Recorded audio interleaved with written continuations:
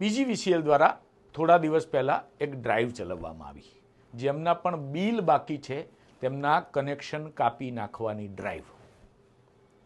હવે સવાલ અહીંયા એ છે કે પીજીવીસીએલને જેટલી એમના બિલની પડી છે એટલી શું નાગરિકોના હિતની નથી પડી?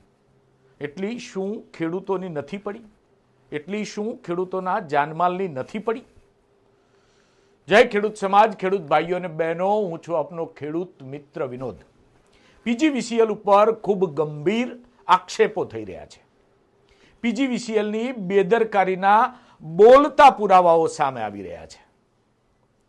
એક જ અઠવાડિયામાં 1, 2 નહીં પણ 3 જેટલા કિસ્સાઓમાં ખેડૂતોના જાનમાલને મોટું નુકસાન થયું અને એના માટે ત્યાંના જે ખેડૂતો છે એ સીધી જ આંગળી ચીંધી રહ્યા છે પીજીવીસીએલ ઉપર.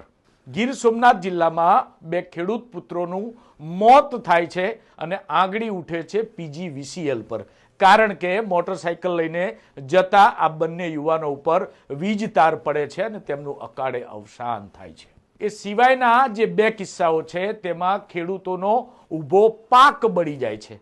ઘઉંનો પાક તૈયાર હતો, હાર્વેસ્ટરની કાપણી માટે રાહ જોવાતી હતી અને અચાનક એવું તો શું થયું કે આ પાક બળીને ખાખ થઈ ગયો અને બંને કિસ્સાઓમાં એ પીજીવીસીએલનું ફીડર અથવા પીજીવીસીએલની લાઇનમાં કંઈક સ્પાર્ક થયો ને આગ લાગી હોય તેવી ઘટના ઘટી અને આ આરોપો લગાવી રહ્યા છે ત્યાંના ખેડૂતો.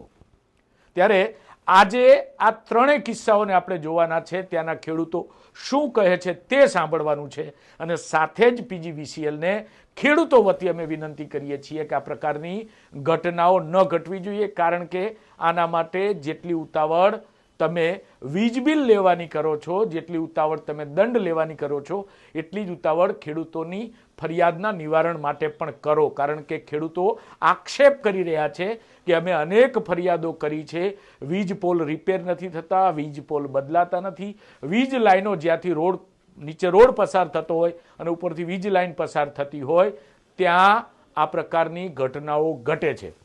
એટલે ત્યાં કંઈક સેફટીના સાધનો મૂકવા પડે.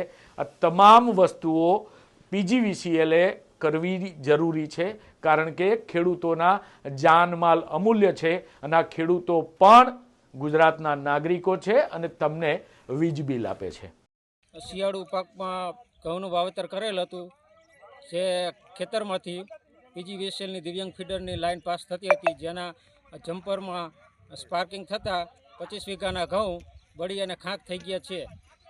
અગાઉ અનેક વખત હળવદ તાલુકાના ડેપ્યુટી એન્જિનિયરને રૂબરૂ રજૂઆત કરી છે, તેમ છતાં રિપેર કરવા આવતા નહોતા અને આ તાત્કાલિક ધોરણે રિપેરિંગ થાય અને યોગ્ય વળતરની સહાય મળે એવી લાગણી અને માગણી છે. ખેંગારભાઈ શામજીભાઈના મજૂરી ભાગમાં ઘઉં 10 વીઘાના વાવવા રાખેલા, તે આ જીબીની બેદરકારીને લીધે સળગી ગયા છે. તો મારી રોજીરોટી આખી વર્ષની છીનવાઈ ગઈ છે.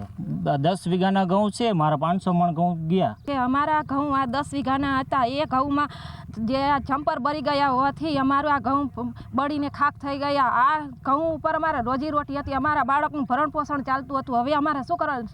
ચોમાસું પાક તો અમારે નિષ્ફળ ગયો હતો. હવે અમારે આ પાકમાંથી શું અમારે લેવાનું? આ બળીને ખાખ થઈ ગયું. હવે અમે શું કરીએ? આ 10 વીઘાનું હતું, અમારે વીઘે 50 મણ ઉતરતા હતા. અમારે 10 વીઘાના અમારે કેટલા 500 મણ અમારે ઘઉં થાય, તો 500 મણના ઘઉંના રૂપિયા ગણી તો કેટલા લાખ રૂપિયા થાય? 2.5 લાખ રૂપિયા થાય. તો અમારા 2.5 લાખ રૂપિયા અમારે કોઈનું દેવું હોય તો દેવું કેવી રીતના માફ, અમારે કોઈને કેવી રીતના દેવી? અમે ઉધાર કરીને માગી કોકને કેવી રીતે અમારે પૂરું પાડી કરીએ અને અમારા ઘરનું કેવી રીતના ભરણ પોષણ કરીએ? અમે રોડમાં ઘટના એવી ભયંકર બની છે કે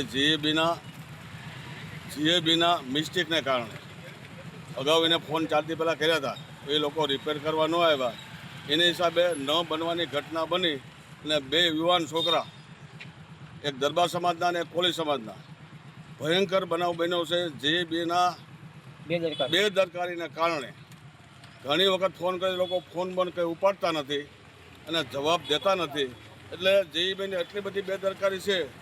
એમાં આ બારણભાઈ છે એ ખાસ તો આખો દિવસ રામેશ્વર હોટલમાં બેઠા રહી છે ને જ્યારે ફોન કરે ત્યારે એમ કહે છે, ખેડૂતો ફોન કરે તો એમ કહે છે કે અમે સાઈડ ઉપર છે, એને ગોતો. એટલે અહીંયા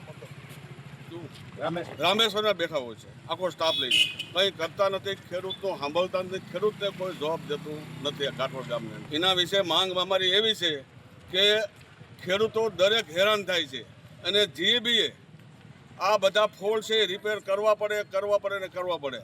આ બધા વાયરિંગો એટલા બધા લટકે છે કે જીબીવાળા પૂછતા નથી અને વધારાના માણસો કે સ્ટાફ રાખતા નથી.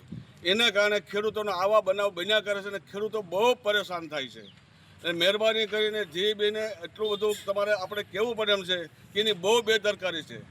ફોન કરે કોઈનું સાંભળતા નથી ઘાટવડ ગામની અંદર. અહીંયા કોઈ આગેવાન જવું છે નહીં એવું એ માનીને બેઠા છે, એટલે એની ઘરની ધોરાજી આપે છે. અમે આના વિશે બહુ આગળ પગલાં લેવાના છે, લેશું અને લેવાના છે.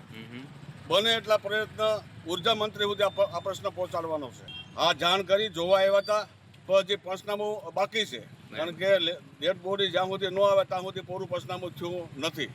એટલે હવે અમને એ બોલાવશે ત્યારે અમે આગળની વ્યવસ્થિત કરશું. જે બનાવ બન્યો છે એ ખરેખર પીજીવીસીએલની બેદરકારીને કારણે બન્યો છે, કારણ કે જાહેર રસ્તો છે અને ક્રોસિંગ લાઇન છે, ત્યાં ખરેખર એને જે સેફટી માટે જાળી લગાડવી જોઈએ, આવી કોઈ પણ પ્રકારની સેફટી પીજીવીસીએલ દ્વારા કરવામાં આવેલ નથી, જેને કારણે આ ગંભીર પ્રકારનો બનાવ બન્યો છે. અમારી માંગ એવી છે કે દરેક ખેડૂત વિસ્તારના ખેતરોમાં જે 20 પોલ નાખેલા છે એની પણ કોઈ પણ પ્રકારની જાળવણી કરવામાં આવેલ નથી, ફાઉન્ડેશન બાંધેલા નથી અને ઝૂલતા વાયરો છે. ઘણી વખત ખેડૂતોના ઊભા પાકમાં પણ વાયરો પડવાથી એને મોટું નુકસાન થાય છે અને આજે આ માણસની ઉપર વાયર પડ્યો તો માણસનો પણ જીવ ગયો છે. જેથી કરીને તેને યોગ્ય વળતર મળે અને આ પીજીવીસીએલની જે બેદરકારી છે, જે પીજીવીસીએલને અમારી ગામજનો વતી રિક્વેસ્ટ છે કે તેઓ એની જે કંઈ પણ લાઈનો છે તેને સમારકામ તાત્કાલિકના ધોરણે કરવામાં આવે.